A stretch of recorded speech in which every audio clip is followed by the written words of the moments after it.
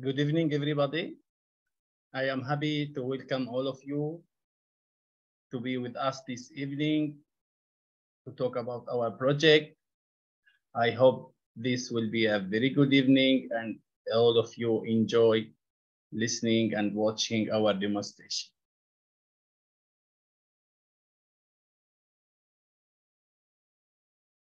In this project, we are trying to develop a smart wheelchair. In fact, it is a powered wheelchair. In this wheelchair, we try to help disabled people.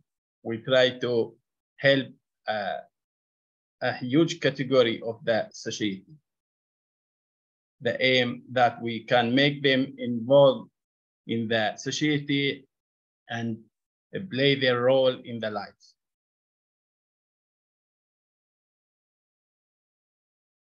Let me firstly introduce my team. I am the principal investigator of the project, Dr. Abdul Hafiz, also Dr. Tolgay. Tolgay Kara is a researcher with me in the project. Also, we have 5 research scholars. They are research students who are working in the project individually on some tasks and in collaboration with others in some other tasks.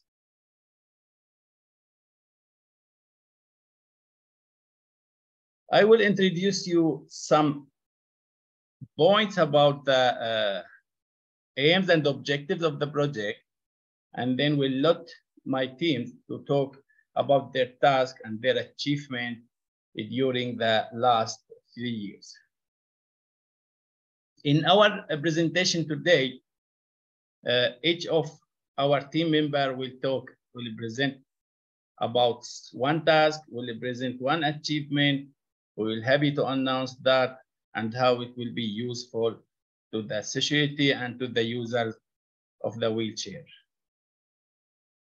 Finally, I also will present some of our outcomes and some of our future work. So, firstly, the problem of our project is like provide a social support to disabled persons. As I said, like particularly in the last 10 years, wars are increased in the world, and because of that, the burden of disabled people is increased highly. For example, we are talking now from the Middle East area, where we have conflicts in most of Middle East countries like Syria, Lebanon, Palestine, Libya, Egypt, Turkey, Iraq. And that was one of the major motivation to us to start such projects. The first proposal of this project was in 2017, but due to some administration issues, we practically started in 2019. Before that was some attempts to develop an intelligent wheelchair in cooperation with IIIT Hyderabad in India. Also, currently we have a second stage, like more advanced topic to be researched with the team there. I will introduce some of them at the end of this presentation. So why to focus on the wheelchair? Wheelchair driving or wheelchair navigation has a serious, dangerous, serious challenges and high risk, particularly when the navigation is in outdoor environments. So many objects can work like obstacles and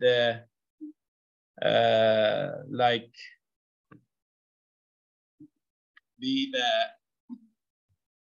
barrier of the freedom and mobility of the wheelchair user. In addition, in the literature, several attempts was there. Several attempts were there for both indoor and outdoor tasks. But what is different in our task from the other tasks is the sensory system used. In our developed wheelchair, we focus mainly on the vision sensor. We try to utilize a cheap out-of-the-shelf vision sensor. In contrast, other attempts was focusing on other surrounding sensors like ultrasonic sensors, like laser sensors, proximity sensors, etc. So in our project, we focused on several tasks.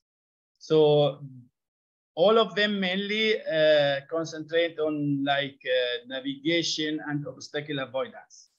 So we considered navigation in indoor environment, like navigation through the corridor. We applied several machine learning algorithms. We considered navigation in outdoor environment, where the main problem is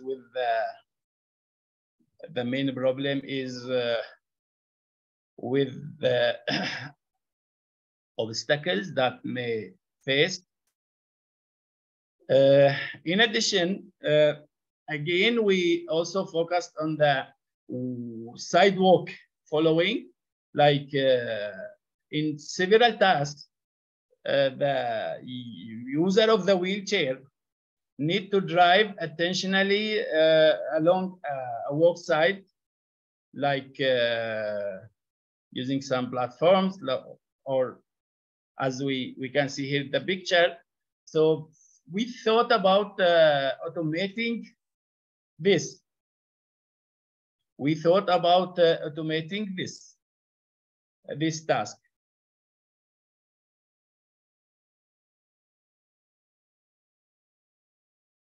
So in this project, we contributed in several algorithms and control designs that allow us to develop our out-of-the-shelf wheelchair. For example, we considered in outdoor environment the navigation from a visual memory. We assumed in that the environment in which the wheelchair will traverse is stored as a sequence of images. At each time moment, the system will localize the wheelchair with respect to the environment and try to drive the wheelchair from one point to another point using the visual information. We worked on this problem as a visual servoing problem, like or what is known as vision-based control problem. So we can see here in the figure, like the wheelchair currently in the initial position, and it needs to reach the desired position here in the green color. So in between, there are several intermediate places need to be visited. These places are represented as images. In addition, we also formulated or developed a design. We developed an obstacle avoidance system that able to detect obstacles, detect objects in front of the wheelchair, and design a control signal that drive the wheelchair away from them.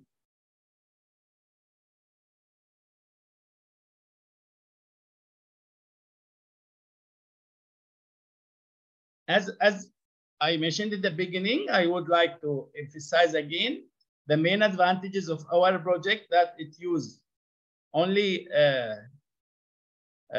vision sensor, using a very cheap sensors, vision sensor, like cheap camera, like Raspberry camera that is available from the market immediately.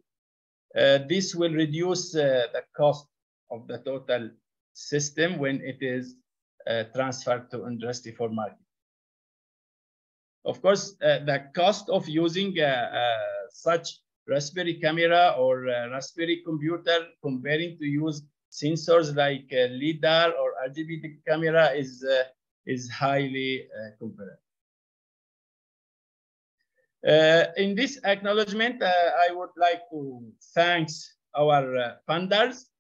Actually, our project mainly was supported by TÜBİTAK, the Committee of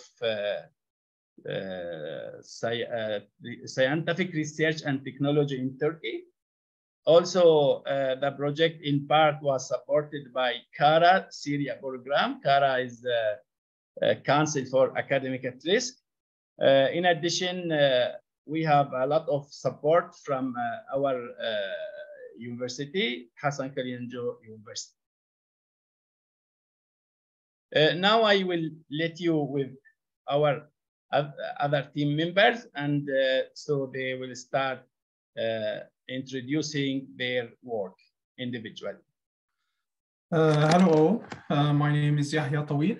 I'm part of this project.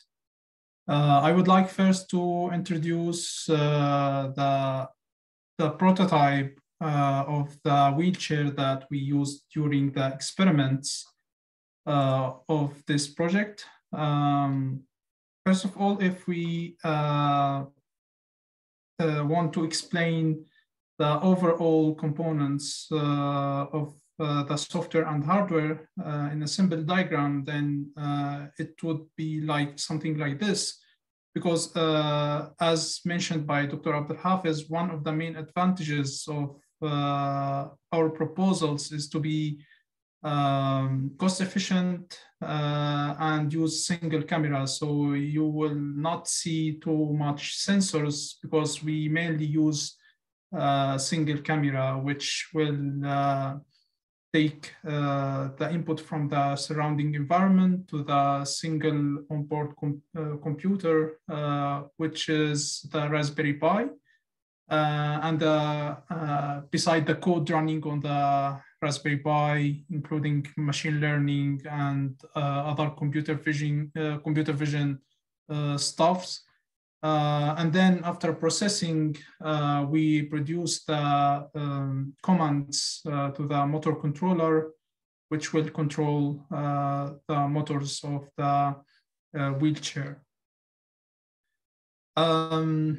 I will go through the components briefly. I would like first to mention that we are using Raspberry Pi camera version 2, which includes an 8 megapixel sensor, and it has field of view horizontally around 60 and vertically around 50 degrees. And just to mention, like it's cost efficient, and currently it is around 30 USD. The other component is Sabertooth, which is the motor controller. This motor controller can handle up to 2 motors and can deliver up to 32 ampere as a DC current, and it can be connected with the Raspberry Pi to control the controller with either USB or directly using UART communication, or what's called TTL serial. And it is supported with Python, so you can use it with Python, and the price is around 135.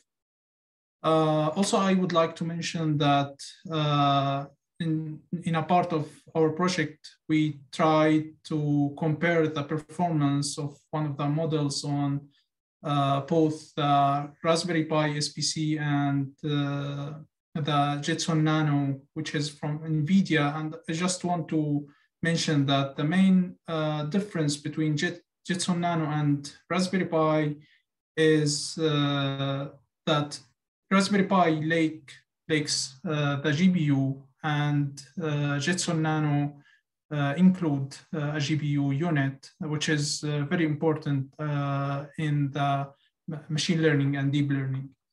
Also, Raspberry Pi does not include, Jetson Nano does not include Wi-Fi.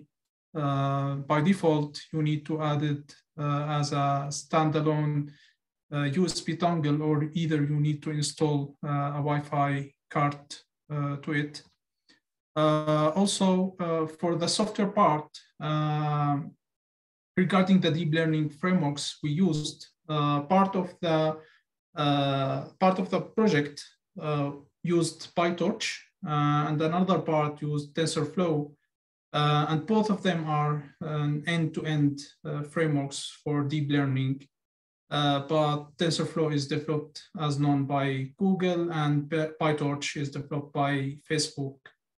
Also, I want to mention that TensorFlow includes a version called TensorFlow Lite, which target the mobile and embedded devices. And also PyTorch has a version called PyTorch Mobile.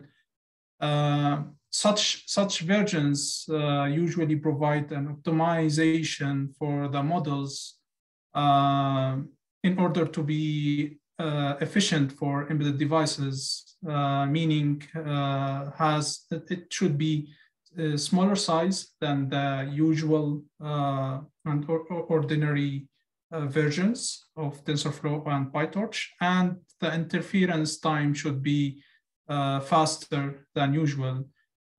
Just to mention some kind of this optimization for TensorFlow Lite, for example, it provides quantization, pruning, and clustering,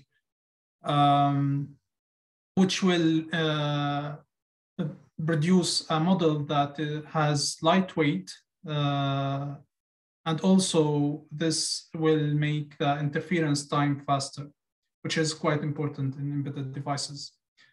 Another platform that we used in early stages in the development is called Edge Impulse. It's a cutting-edge platform.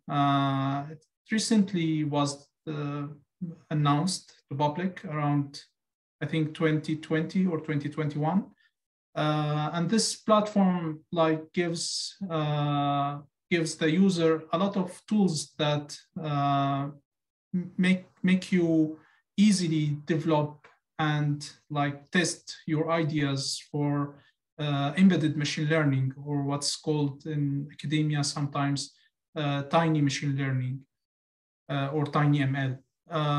For example, it includes tools to create your data set, and then you can create your model. And this model also can be exported to TensorFlow Lite, so you can also do the modification later if you want. And then you can do the training and then do the deployment on many supported edge devices like Raspberry Pi, Jetson Nano, and many other development kit that you can go to the website of Edge Impulse and check the support for it. These are some screenshots. As an example, here is the tool for creating the dataset that include option to upload your images, for example, in our case, and do the annotation and do the labeling and everything. Or you can simply connect your device, for example, your mobile phone, or if you have an application that requires IMU data or any kind of streaming data, then you can also connect it to the platform and start recording and do the annotation. Also, you can have a drag and drop tool to create your model, and this helped us a lot to do some kind of proof of concept of our proposed model for object detection. and then we made the optimization later. Beside of that, we used another toolkit called Visp.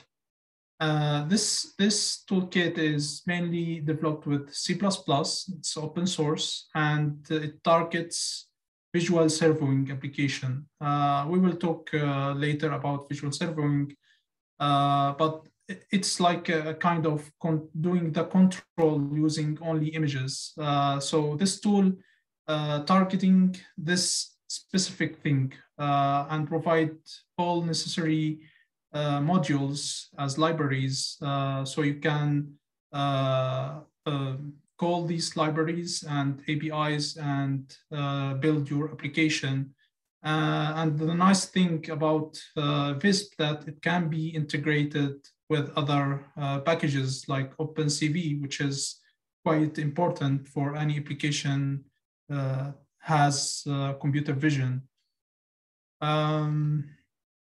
I want to mention one thing about Visp that we had during the project, that mostly our code base was written with Python. And when we wanted to use Visp, we found that it's written in C++.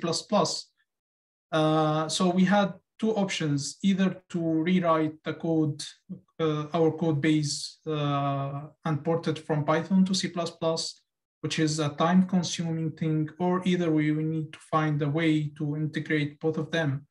So one of the proposed approaches was to develop a very simple protocol that include only command and some of parameters, and do the integration by opening a port between the running C++ code, which may include the visual serving part, and the other Python code, which includes, for example, the machine learning or deep learning part using this listening and sender socket. This is one of the examples. We used Visp in it. It's called April tag following. In this application, we had like two April tags. April tag is something like QR code, but it's used specifically with robots.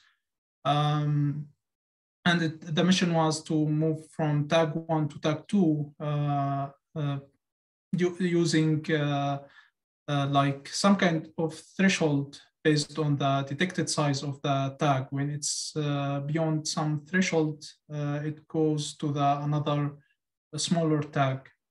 This is a video showing, sorry, I think I need to play it externally.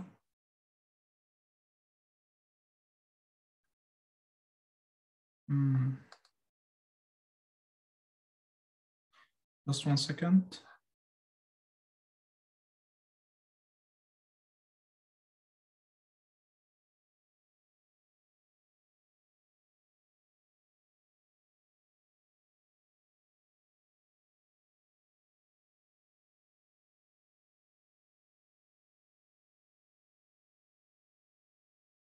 This is like from the camera view. So this was this experiment.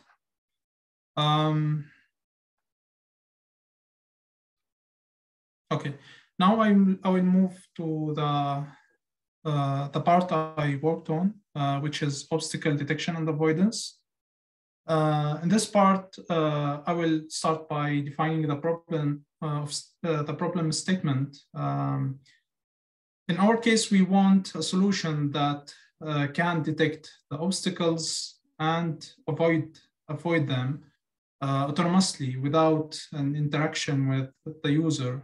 So we want it to be fully autonomous. We did not want to be something including instructions from the user, and this is usually called semi-autonomous control.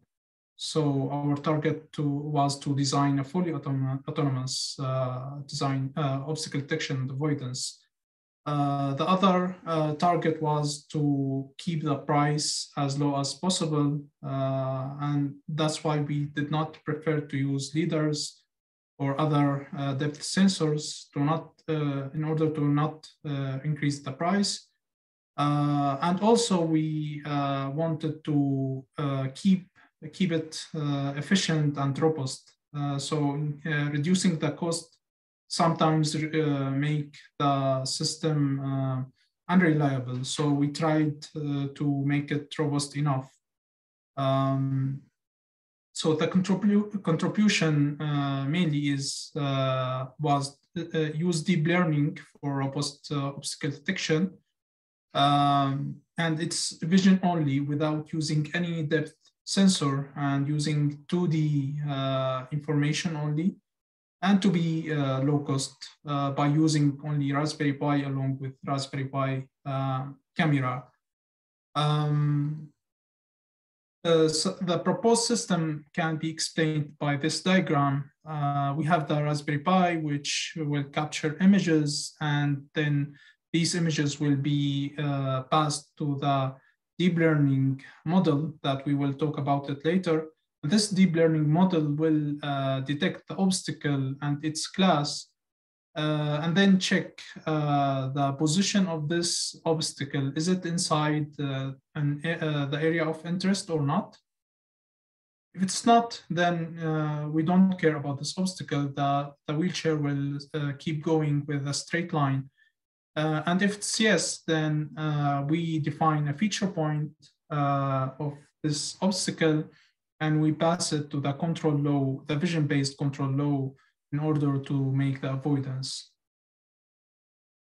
I would like to make the design and development of the system into steps. The steps we went through.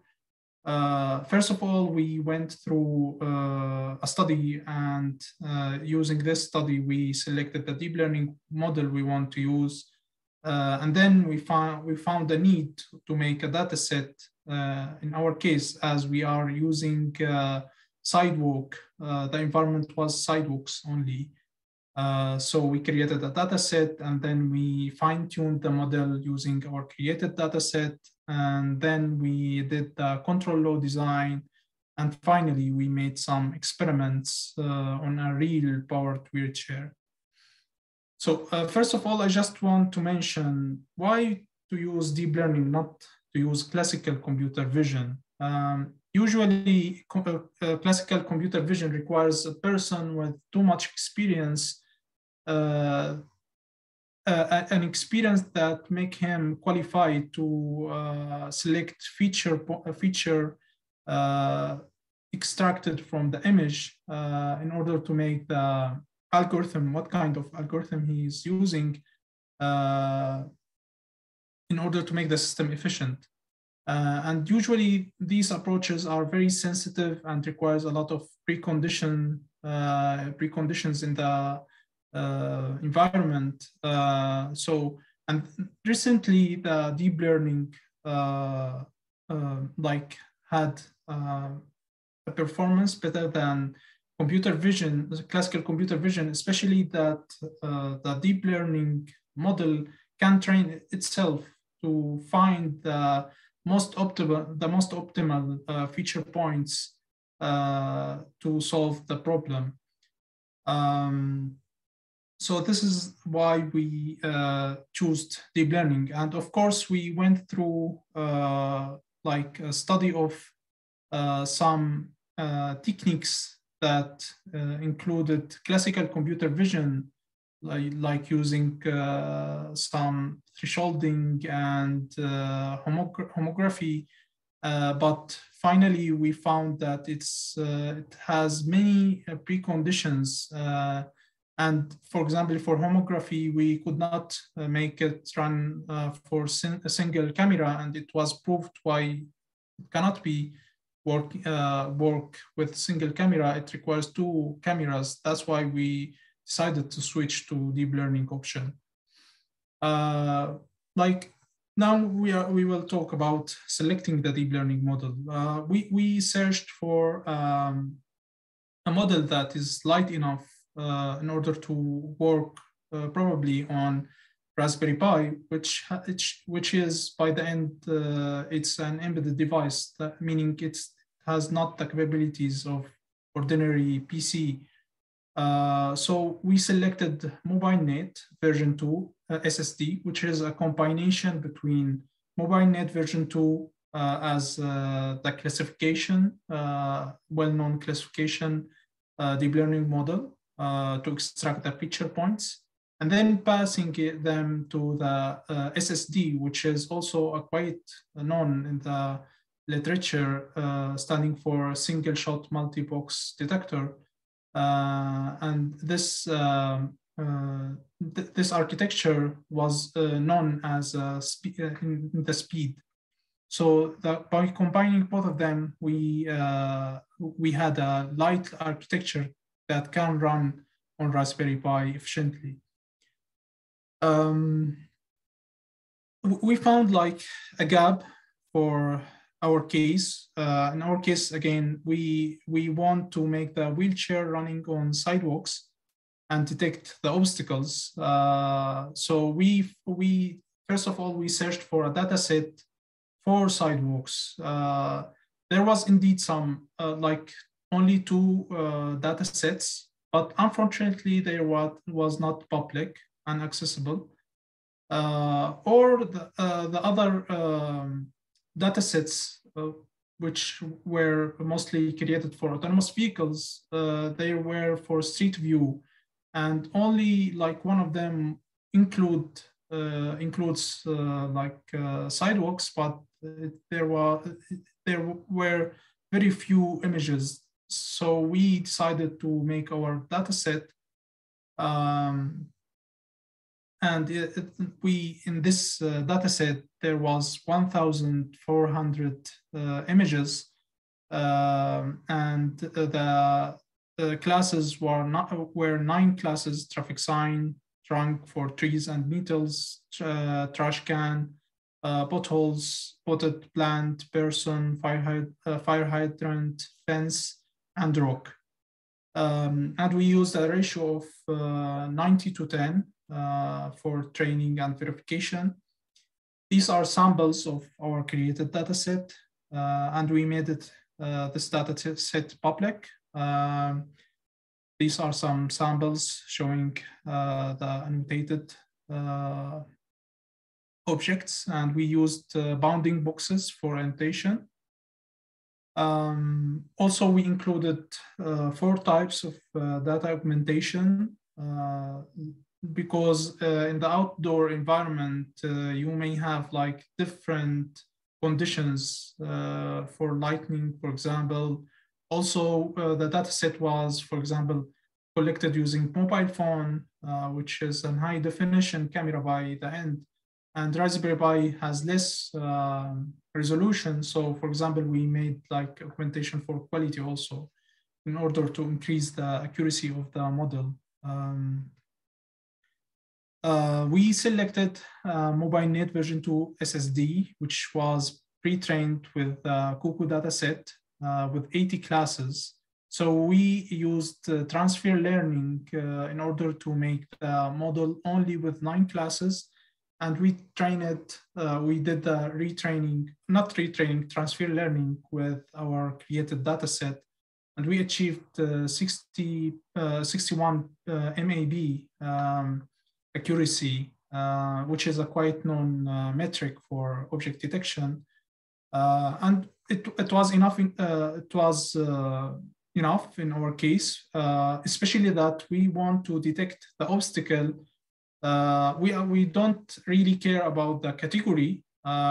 We are more care about detecting the obstacle itself in order to make the avoidance. And here we are going to talk about the avoidance, how we made the avoidance. In control law design, we used visual servoing, and specifically it's image-based visual servoing. Briefly, image-based visual servoing, the main task of it is to move the end effector of the robot in order to reach to a target, and all happening in the image plane only. So by doing feature extraction and moving the detected feature points to the image-based controller, we calculate the needed speeds in order to move the anti-effector or the mobile with the camera or the wheelchair with the camera in order to do the required task. I will not go through the mathematics. I can support anyone interested in this, but it's simply explained in this image that we detect the obstacle, we define a feature point, and our target feature point is the margins of the image, because we need to move the obstacle from the area of interest in order to move to the margin of the image. If the obstacle is detected on the right side, then we need to move it to the U star, V star, which is the right margin. And if it's detected on the left side, then we use this target point. So the error that we are trying to reduce is actually the difference between U star and U of the object and U star of the target in the margin. And these are the final equations calculating the transition and rotation. These are some experiments, we have 2 photos for each case. In the first case, the Cantrash was detected on the left. So we are trying to push the feature point to the margin, and this is the error is the blue line here. And we can see that the calculated speeds in the first image is higher than the second image, because in the second case, the object now is closer to the safety margin. The same is for the traffic sign, and the same is for the person case. In this diagram, we are presenting the calculated velocities for these scenes. So firstly, the object was detected, not here detected, but was not inside the area of interest. That's why the rectangle is in blue. When it's inside the area of interest, it became green. That means it detected it inside the area of interest. And control law started to calculate the velocities. Here is the angular velocity, and here's the linear velocity or transaction. And by the end of scene D, for example, or scene C, sorry, the obstacle was out of the area of interest, and the wheelchair will resume moving in a straight line. Here's a video showing experiment. This is from external view. This is the detected object here, the traffic sign, and the wheelchair will avoid it.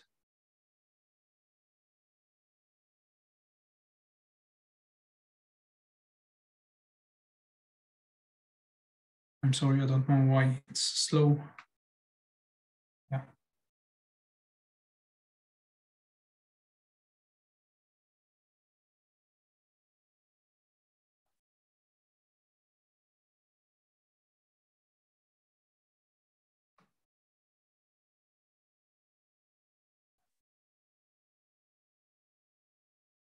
Here it resume moving in a straight line.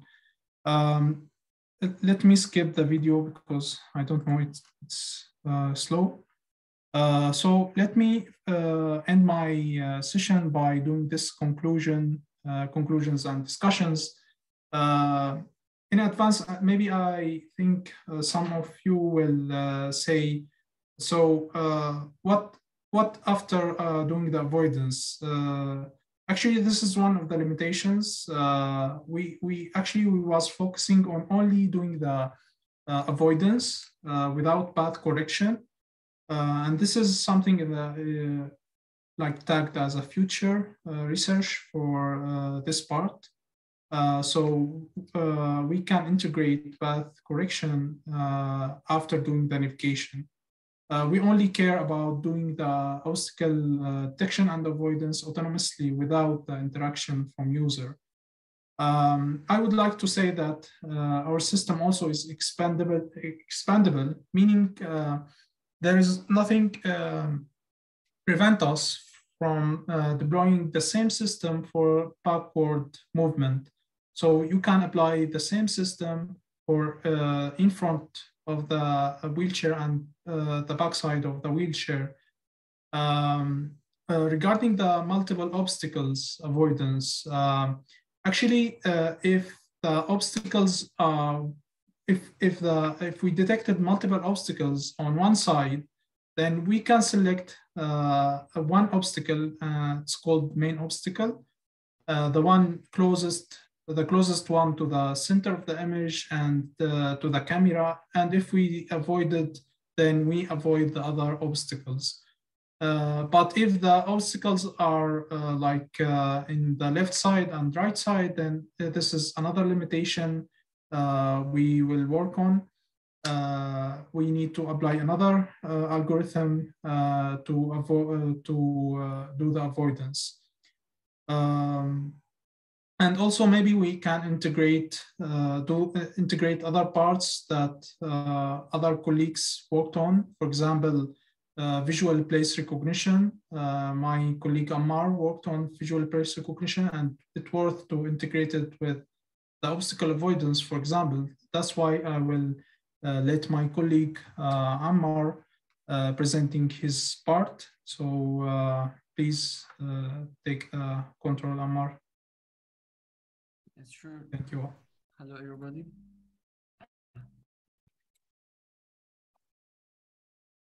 So, screen. So, as Yahya said, I will talk about the visual place recognition. So, the visual place recognition is how a robot can localize itself using only a visual sensor, or in other words, using a camera without the need of using GPS, for example, or any other sensor. So by using only a vision sensor or a camera, we will avoid some drawbacks of GPS. So, for example, the GPS has a lack in terms of occlusion and absence of signal. So the visual place recognition will depend only on images came from a camera to know the location. So the robot can know the location using the images. But of course, by using images, we will face a lot of challenges. And those challenges, for example, will be in terms of illumination between the day and night. So there's a difference in illumination for the same place during the day and the night. As you can see here, we have completely different images by changing only the time of taking these pictures. For us, it's very easy to recognize that those two places are almost the same, but for robots, it's really difficult.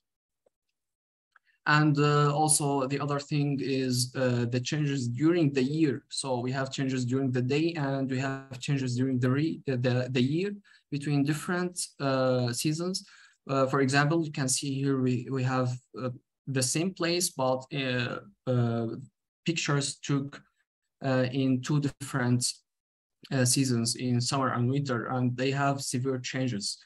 The third challenge is the location that you took where you collect the images. So for example, we have the same road here, but we took one image from left side of the road and the other from the right side. So it's for us, again, it's very easy to know that these two images are for the same place, for the same road, but for a robot or autonomous car in this example, it's really difficult.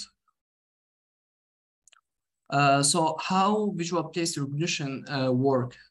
We have, let me say, three main components in visual place recognition, and we have also helper components. So first of all, we will have a camera, which we call here visual perception, which will collect image. So this image will go into the first main component, which called the feature extraction. So for each image, the features will be extracted using old handcrafted features like HOG or SIFT, or using a new modern features like the features extracted by models or deep learning models. These features will be extracted for each image and then will be fed into a localization component. So the localization component will take the current image that the robot see and will compare this image against a visual map. So the visual map is actually a set of photos which are collected previously for the road, for the same road, and these images will be compared against the image that the robot currently see. So if we go back to this road, if we want to use visual place recognition in this road, first of all, we need to take pictures or to collect pictures for this road in specific intervals. So we'll collect maybe 100 image for this road, and this 100 image will be our visual map. So this 100 image will be our visual map, and then the robot will come into this road and will try to localize itself by taking a new picture and extract the features of this image, and then using the localization to compare between the features for the current image and the features of the reference images or the visual map images. After that, a decision will be made. So the localization algorithm will detect or will match between the current image and the reference images, and will take a decision about the nearest or closest image from the reference. And this closest image will be attached into some coordinates or maybe some location name, and then we can know, the robot can know the location. Okay, we have two of the most famous localization algorithms or visual place recognition algorithms. The first one called FabMap, and the second it's called sequential map. Actually,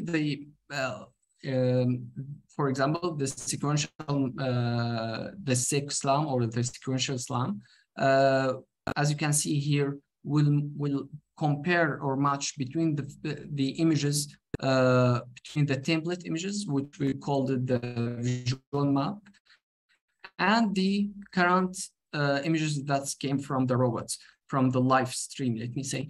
So for each image, it will compare this image against all reference images and see the most closest images. And these images will be the candidates for the best match, which will be used to detect, let me say, the location. But actually, they have some cons. These two localization algorithms or visual place recognition algorithms, they have some cons, like the FabMap, for example. When you took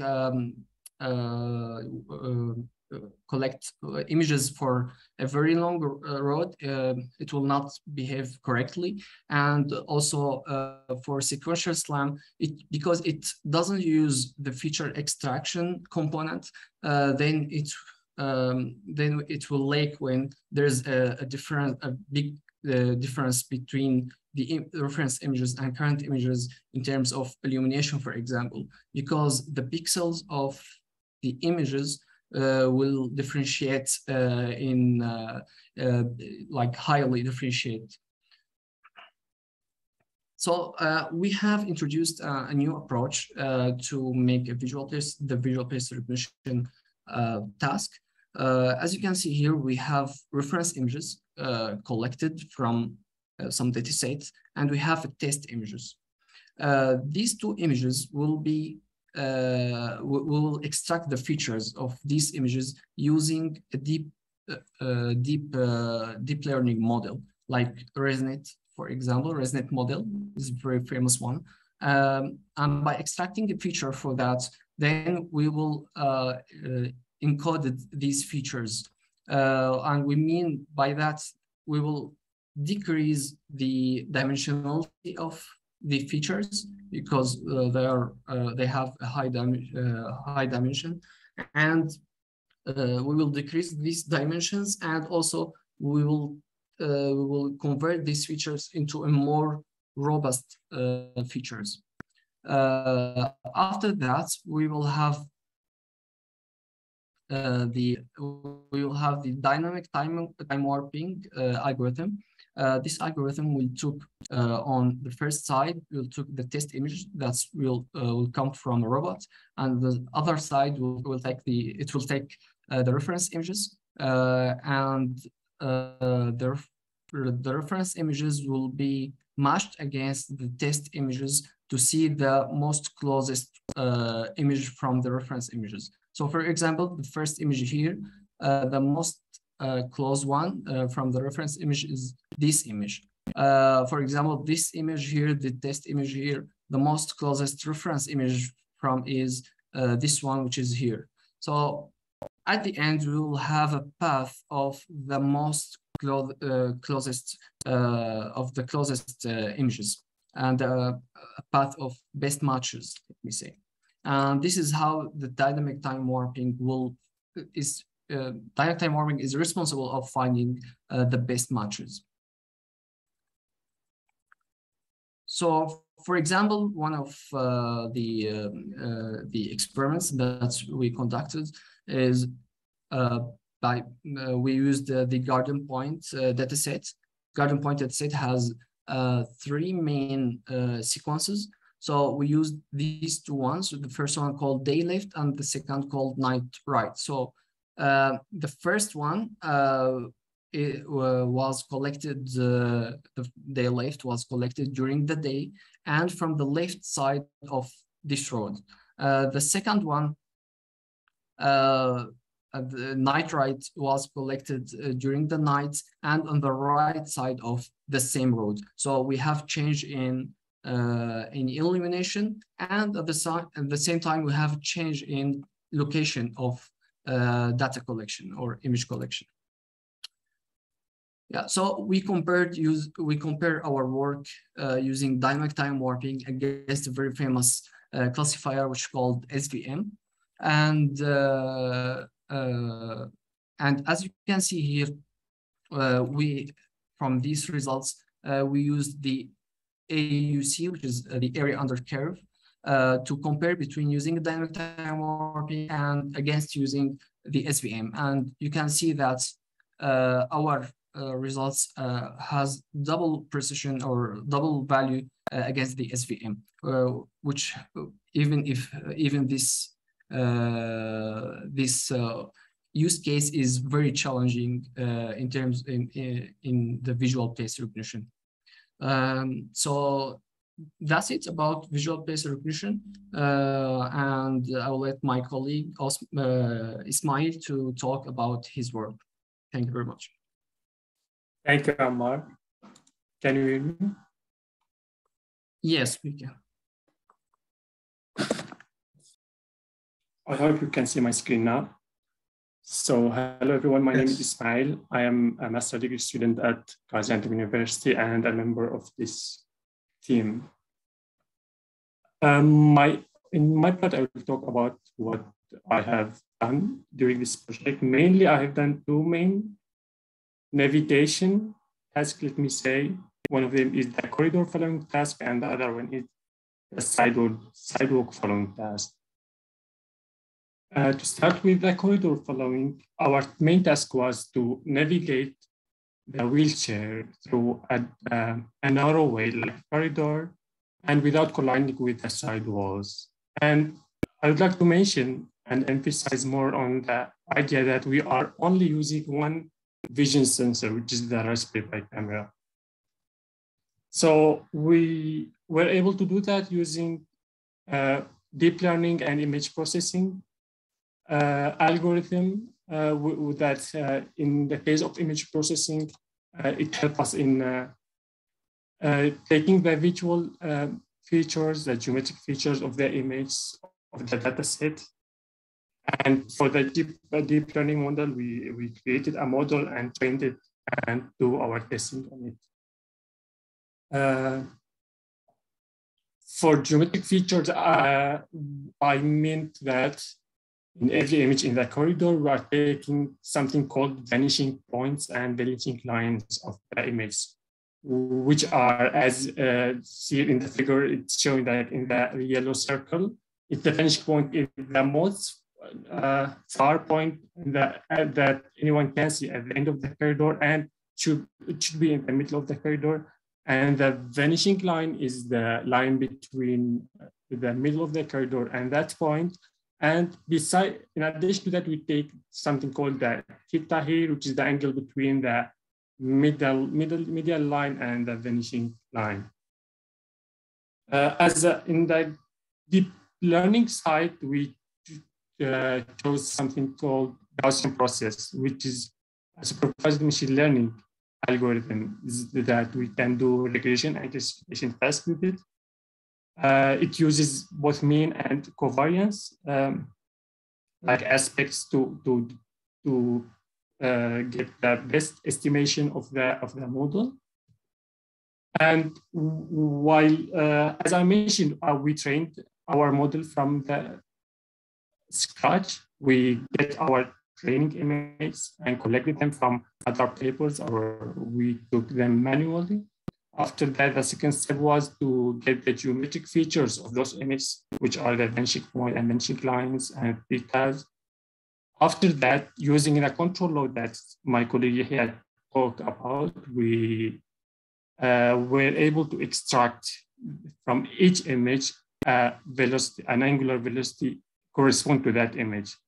So by combining those pairs of training, like let's me training data set, we are now have something called labeled image, each image with its corresponding velocity. So we give those pairs of information to our GP model and try the training process. After we finish the training, we will get a trained model. In that model, what we do is we start the testing phase. After that, from the wheelchair, any image that came from is captured from the Raspberry Pi camera.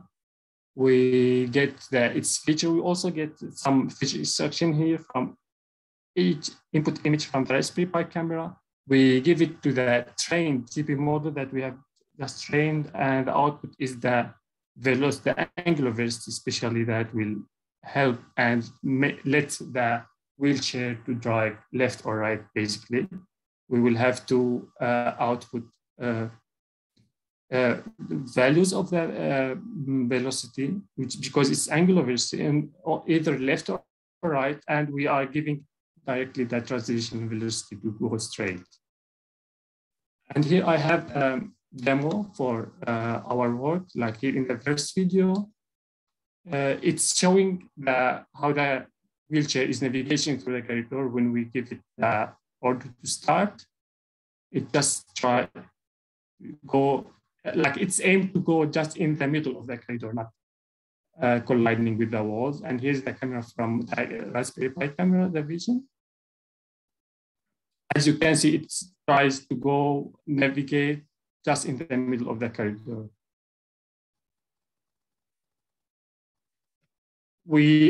After we trained our model, we tried to do multiple scenarios to see how generalized our model is. So we tried like many tests with our wheelchair is just looking toward the wall directly. Like there's no vanishing point here in this side view, but with that like extreme case, we can say our like wheelchair did well and it oriented itself toward the middle of the corridor and continued navigation. So this is one of the tests we use to see how well our model is generalizable to all cases that a wheelchair can face in the corridor.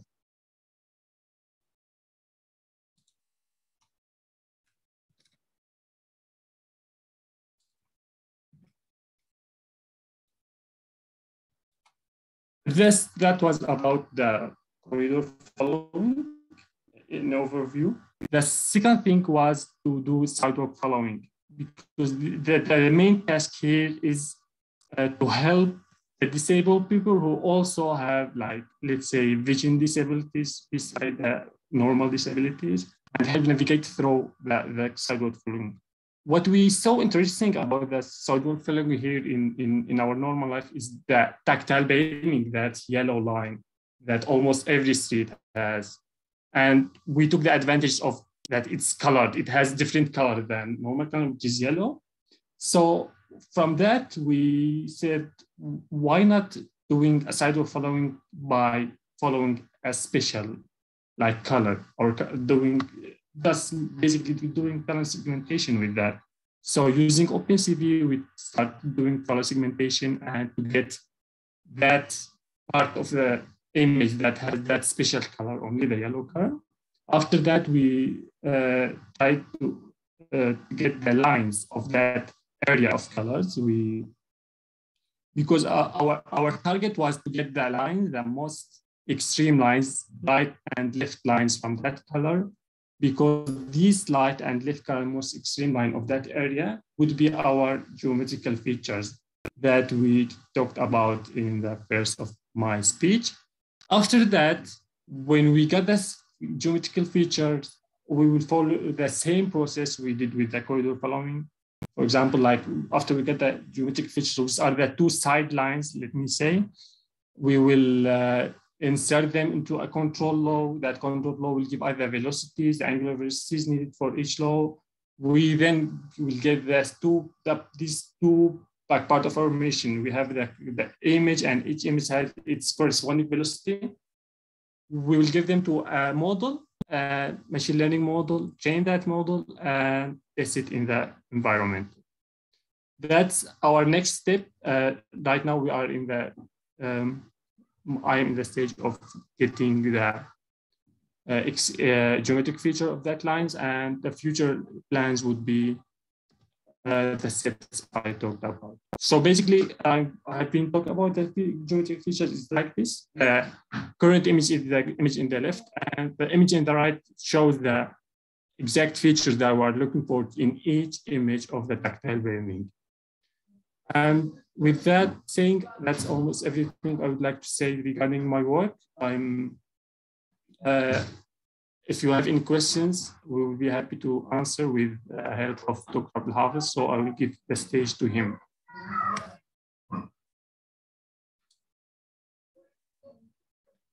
Doctor, thank you, Ismail. Thank you, Yahya, Ammar, for your nice presentations.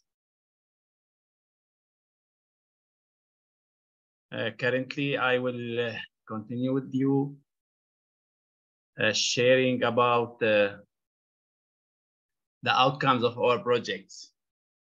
In fact, in research projects, the main outcome is measured as the number of publications resulted from this research work.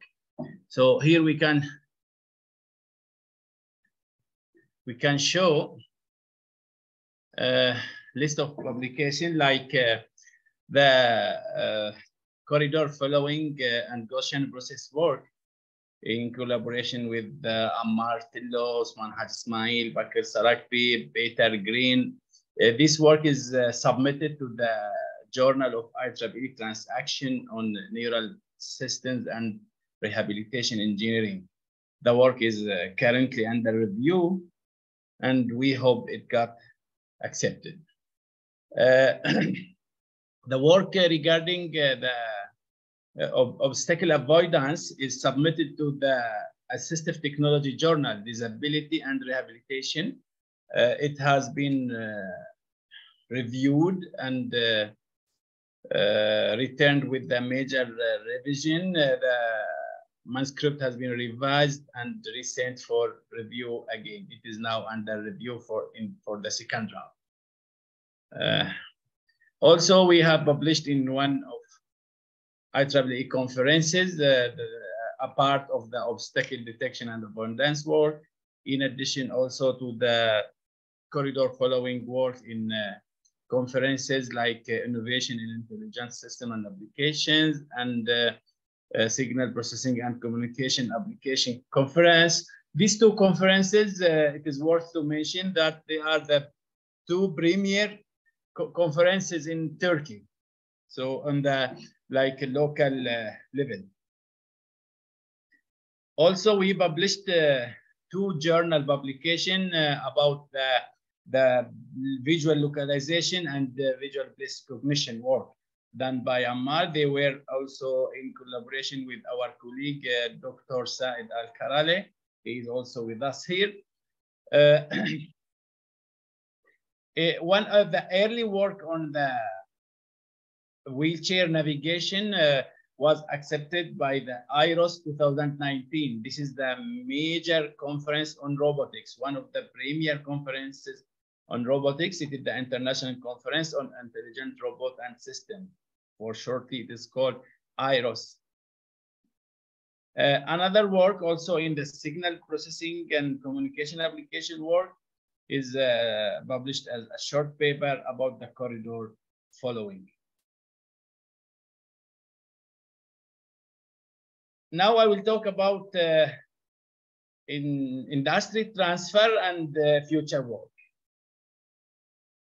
One of our industry transfer attempts, like we are negotiating with Istanbul Airport, IGA, it is like Istanbul Greek Airport.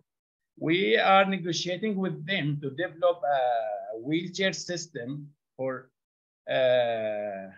passengers inside the airport as an indoor environment. But as you know, airport is a dynamic environment, like a lot of people who are moving around, walking, running. That is a very strong challenge, like how to navigate it, among people who are already moving in arbitrary direction, in arbitrary paths. Also, as a next step, we have an attempt to develop a low cost model. Like all these models we have seen in our project, we are trying to develop a low cost version of them by such version can work on or can be deployed on edge devices like Jetson Nano or Arduino or other edge devices that need a very low model because it has a very limited resources, computational resources. Finally, as a next step of our project, we are working currently on designing and developing an interactive wheelchair. This wheelchair, the interactive wheelchair, receiving commands either by language or by visual signs, like signing by hand or by face expressions, by also voice, like user or external user can speak to the wheelchair and instruct it to move in a certain task. Here I have a simple demo that we are developing along with the IIIT Hyderabad. It is the International Institute of Information Technology. We started this project in last April 22. I can show you one demo file about it, in which the wheelchair receiving command as a language. See, here I have a language command, go to table 1, then get 2, and then table 6. Here we can see there are obstacles in front of the wheelchair. See, now it faced the person. The person did not move, so wheelchair avoided it, and it went to table 1. Now it reached table 1. It recognized that I am near to table 1. Next target will be go to gate 2, to the door 2. Now it is, you can also see here in the bottom right corner how the map is updated. Here there are some sensors like RGBD sensor, depth sensor that localize it. See how it is avoiding the person, and it is going to gate 2. It recognizes gate 2 from the map, like it iteratively localize itself along with the map and decide whether it reached to gate 2 or not. See, now gate 2 reached. Now it turned to go to table 4. So it recognized from the map that is stored in its computer system where is the current location, and then where to go to reach the target. You can see here, I will make it a little bit back. You can see here how the path is drawn in the map. The map is already stored in the system. See here now it is going to table 4. You can see the wheelchair moving on the map also in the bottom right corner. Now it reached, it's searching for table 4. It's searching for table 4. Now table 4 is reached, so it is stopped. In fact, this is a very like simple or tentative model of understanding language. Currently, along with our team in India, in IIIT Hyderabad, we are collaborating in developing a neural model that can understand language commands like as a complicated or complex command.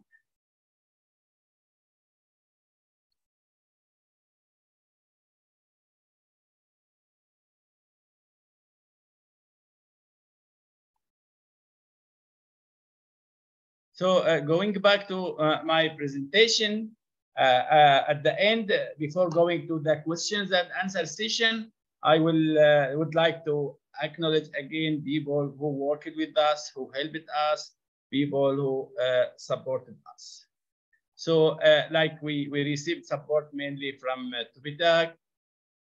We received support from CARA, like from CARA Syria program. I would like specifically acknowledge Ms. Kate Robertson for her continuous support in the project and our scientific work. Also, I would like to thank Professor Peter Green from the University of Liverpool for his support in the initiative of the project. Also, his support in the publication process and in the implementation process. Finally, we would like also to thank people from Hasan Kalenca University, like special thanks to our rector, Professor Turkay Dereli, to our dean, or to other IT staff and all research assistants who are supporting and not hesitating to provide any required support. Currently, we will go to the question and answer session. All your questions are welcome. You can ask your questions orally by raising your hand or by typing your question in the chat box. We are happy to receive your questions. Please feel free to ask any question come in your mind. Please ask any question. Don't hesitate to ask. Doctor, we have one question in the chat room asking about the number of images in the data set we created is relatively small. So how to avoid this problem?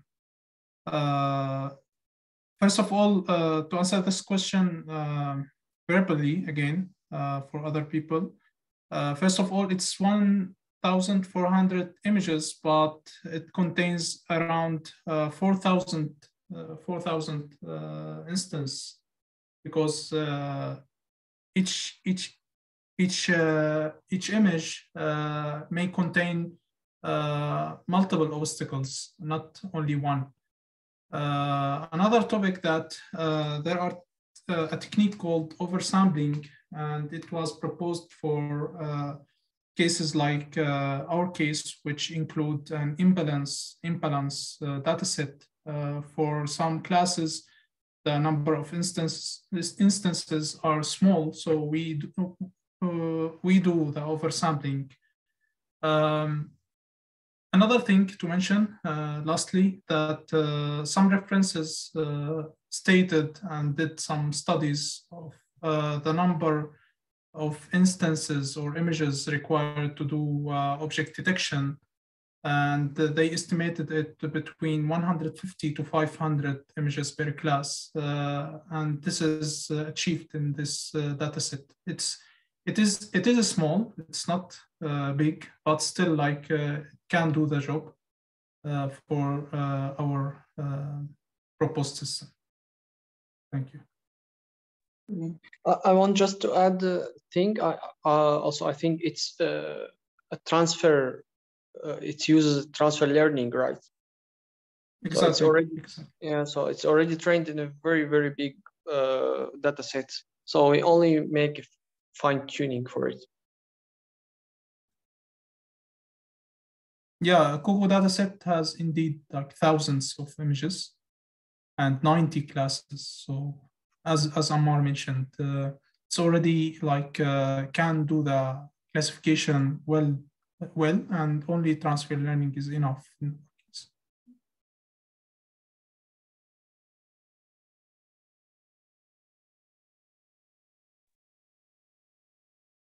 Hi, everybody. Hi, Jamal. Can I ask some questions? Yes, please. Actually, the first one, the dataset of the CNN model or MobileNet, can we take it in real time and provide it to the model and processing, make decision, then take a decision to the motor? This is the first one. The second one, have you trained the model on Raspberry or on other device to get the last model? The last one, how did you synchronize between the processing of image and take decision then with the hardware? Thanks. For the first question, it's indeed in real time. Maybe I forget to mention that we achieved like frame per second, 5 frame per second after doing optimization using TensorFlow Lite by using Raspberry Pi OS 64-bit version, and with the optimization for sure. So this frame per second is enough to be efficient in real time. The second question for data set, can you repeat the second question? Yeah, it's about the data set. I remember. Yeah. The training for sure is not on Raspberry Pi. It is on the PC, because this process requires enough computational resources. although there is like, for anyone interested, there is approaches to do the training on the device, on the edge device, because in some cases you need to retrain the in the field the model. And this is called training at the edge device. There are many like ways, techniques. You need to check the literature. But in our case, we use the PC to do the training or the transfer learning.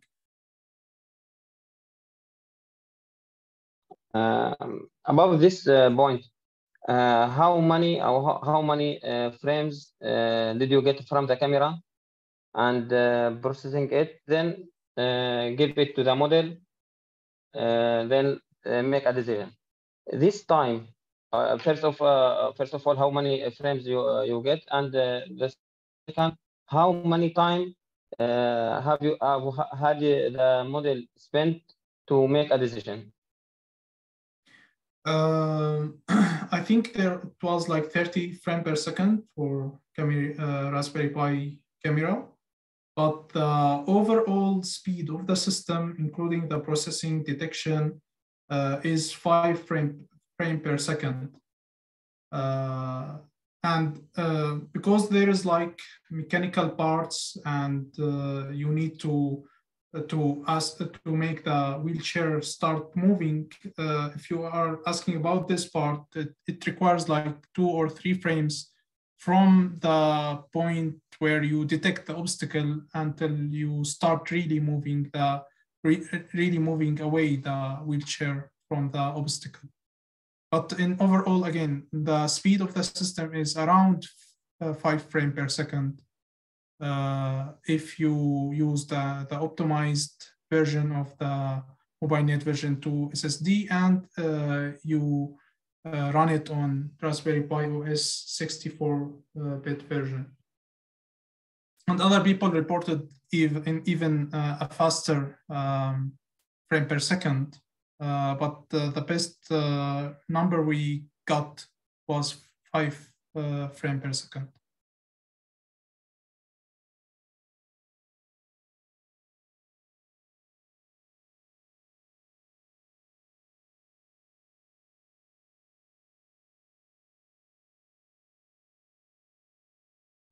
I think Mr. Maher is, sorry. Can you ask your question?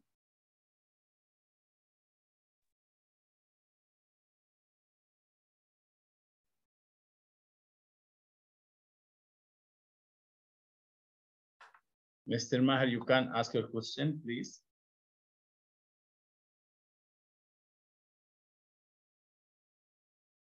You are muted now. No, not muted. No. Yes.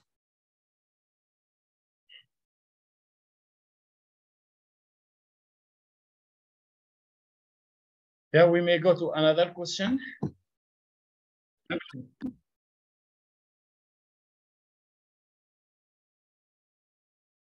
If Mr. Maher have trouble with his mic, you can write down your question. Yeah, I have issue Okay. with mic. Yeah, please, Mr. Maher, write your question in the chat box.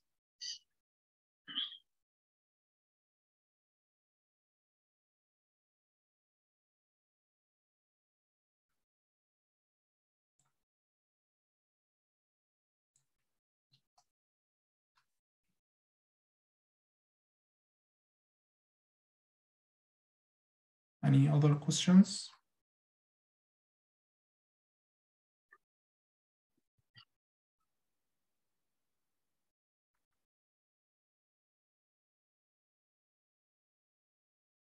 Maher is asking in the chat box about the environment.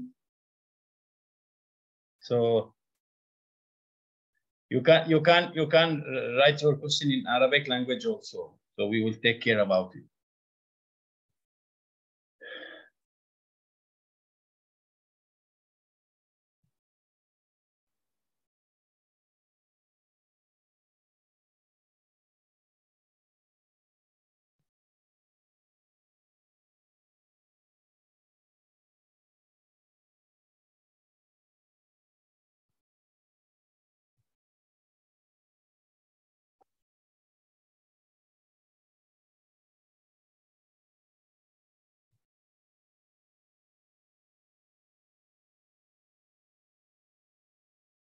السؤال هو the question is about whether a priori knowledge is required about the path or the way in which the wheelchair will move.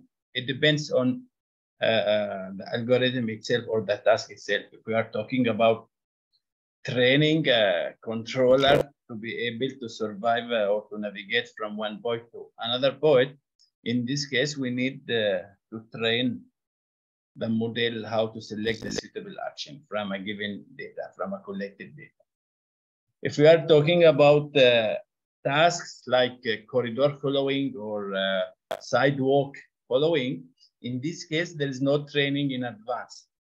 The training is only to detect features, and then control design does not require any training. I hope this has cleared your question, Maher.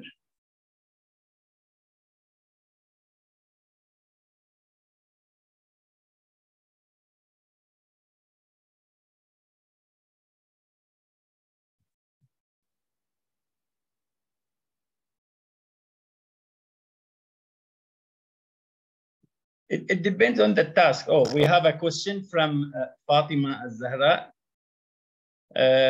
She's asking about the size of the database and the photos and videos used.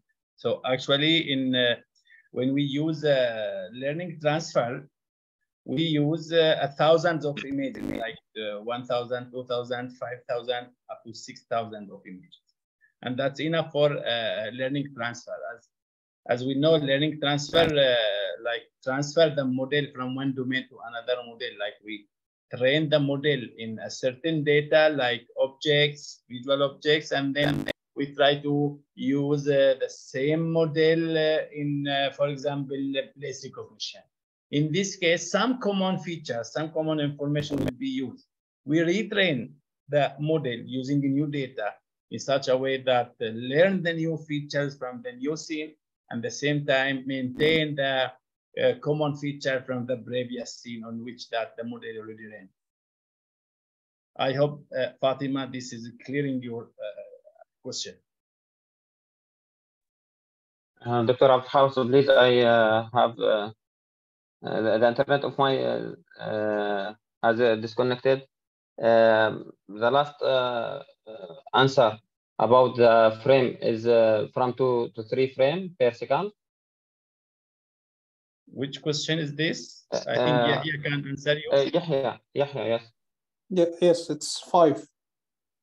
5 frames per second. Yes.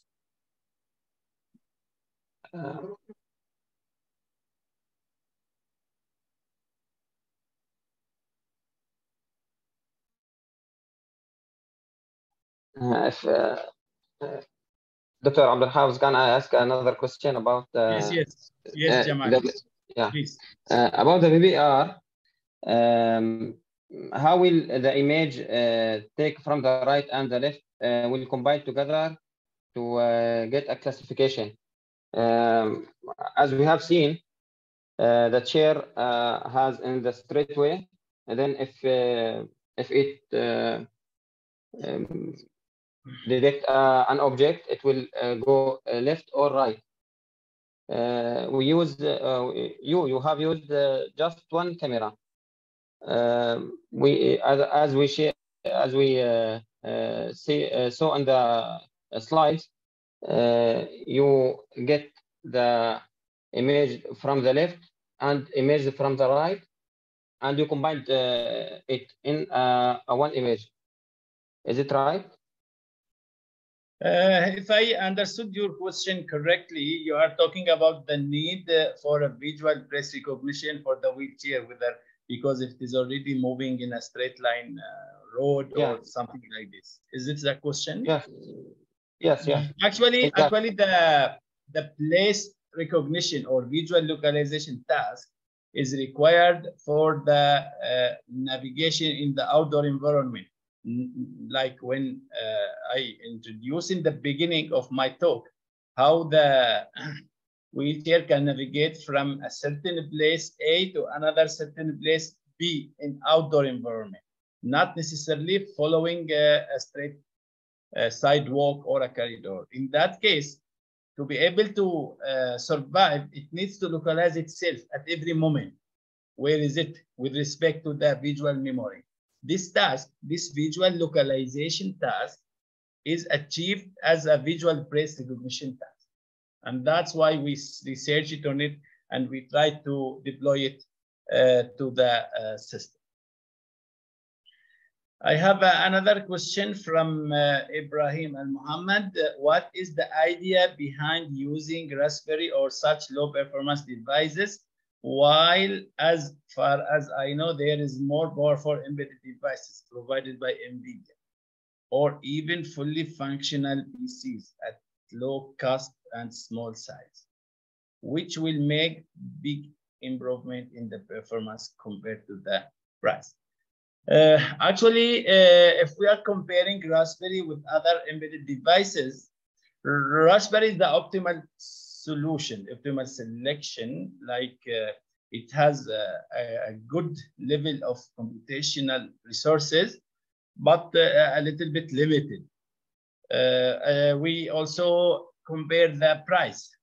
One of our main objectives in our project is to design and develop a low-cost wheelchair, as it is mainly oriented to people in the lower and middle income countries. That is one of the major objectives of our project. So we find that Raspberry has the optimal selection between or against the prices, computational resources, extra. Also, Raspberry has so many features that allow the system to be involved. Like it has a Wi-Fi, it has other features that allow communication between Raspberry and other devices or other computational methods around. Comparing to NVIDIA, for example, the lowest, cheapest device from NVIDIA is the Jetson Nano. And the price, there is a really high difference in the price. Jetson Nano is much more expensive than Raspberry. There is nothing cheaper than Raspberry except the Arduino, some of the Arduino devices. And we aim to go lower level toward Arduino when we are researching in developing edge device models. Another choice you suggested that fully functional PCs. With fully functional PCs, I believe the price and the power resources, electrical power, also the size. It cannot be embedded as a fully functional PC. Fully functional PCs can be a solution if we have a good connection, a good Wi-Fi band, but wireless bands are not available everywhere. So we cannot retain on the network to achieve our computations. Thank you, Ibrahim, for this question, and I hope I have cleared your question.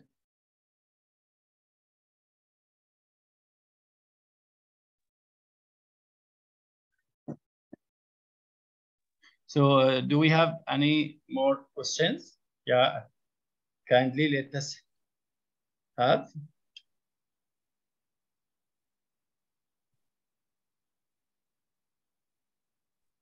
Hello. I have a simple question. What is the reason for using Raspberry Pi instead of Arduino? Arduino is a lower capability than Raspberry. As I was explaining to the Ibrahim's question, like Raspberry has an optimal choice. It has a good enough features to run the wheelchair. It required very limited power source, like the battery of the wheelchair itself can be used. and will not affect the load capacity. Arduino is still not able to run such models. Even a simple deep learning models, it cannot run them.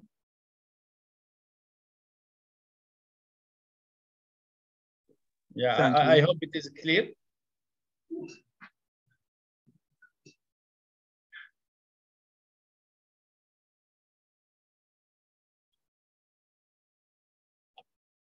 Do we have any more questions?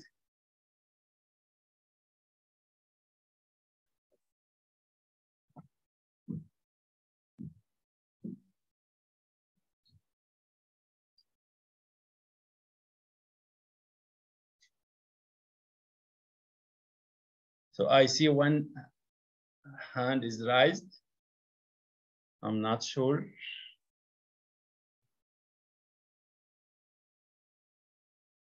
Yes, Ahmad. Ahmad, you can ask your question now. No question. No question. No questions. On the chat box, do we have any more questions? No, Doctor. Thank you, Jamal. I am happy to hear that from you. You enjoyed our project demonstration. Thank you, everybody, for attending, for participating in our presentation. That your participation is very valuable to us. We appreciate that, and we hope to have you with us in future projects demonstration. Also, we aim at that we can attract some of you. If you are interested in the research work in this topic, we will be happy to have some of you in our board, on board, like we can collaborate together to develop something useful to our society. Thank you again, everybody. Thank you again to my team, to Ammar, Yahya, and Ismail. Thank you also to our team member who could not attend. Also, I would like to thank Mr. Furqan. Mr. Furqan, he one of our assistant, and he is supporting our project. I hope he's still with us. Mr. Furqan Ozkan, thank you very much for your service with the project over the 3 years ago, since 3 years till now.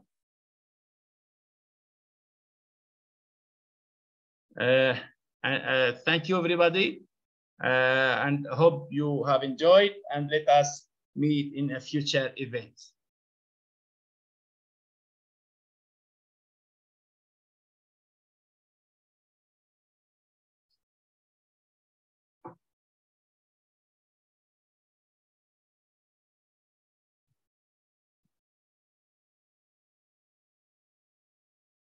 Yahya, do you want to add anything?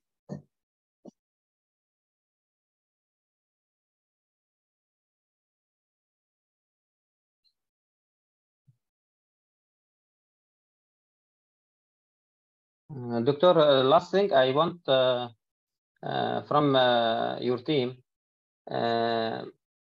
Yes. All things they have talked about the software and the model and the artificial intelligence and deep learning. I want if there is a documentation of the hardware, the section of the hardware they have used in this Jamal, project. we will be happy to support you with all resources we have. I am sure, like let me establish a communication between you and Yahya, and we will be able to have access to all the resources we have. We will be very happy to find them useful. Thanks a lot, Doctor. Okay. Again, thank you, everybody, and hopefully we meet you in future events. Please keep in touch with our Facebook web page and other LinkedIn and Twitter. so we can be in touch and communicate for further collaboration and further event. Thank you, everybody. See you.